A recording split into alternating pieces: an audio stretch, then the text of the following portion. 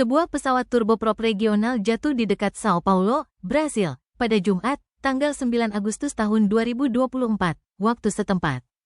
Kejadian tersebut menewaskan semua penumpang dan kru pesawat yang berjumlah 61 orang. Delima berpendapat bahwa kemungkinan pilot berusaha menghindari permukiman padat penduduk di dekat lokasi jatuhnya pesawat.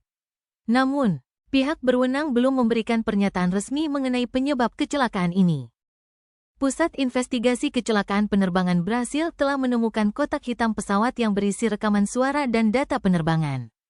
Meskipun cuaca di lokasi kejadian dilaporkan cerah dengan perakiraan hujan ringan dan angin 10 km per jam, beberapa ahli penerbangan menduga bahwa cuaca bukan menjadi faktor penyebab kecelakaan ini. John Huntsman, profesor di Massachusetts Institute of Technology, mengatakan bahwa berdasarkan video yang beredar, kemungkinan besar terjadi kegagalan mesin pada satu sisi yang tidak tertangani dengan baik oleh kru, yang menyebabkan pesawat kehilangan kendali.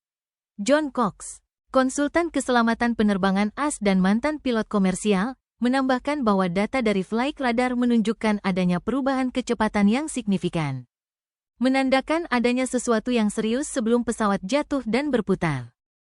Menurut pernyataan dari maskapai penerbangan, pesawat tersebut lepas landas dari Cascavel, di negara bagian Paraná, menuju Bandara Internasional Sao Paulo, namun mengalami kecelakaan sekitar di kota Vinhedo, sekitar 80 km barat laut Sao Paulo.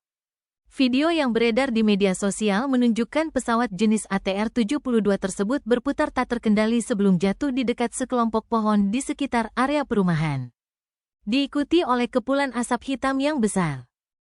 Salah satu saksi mata, Daniel Delima, yang tinggal di dekat lokasi kejadian, mengaku mendengar suara keras sebelum melihat pesawat tersebut berputar secara horizontal dari jendela apartemennya.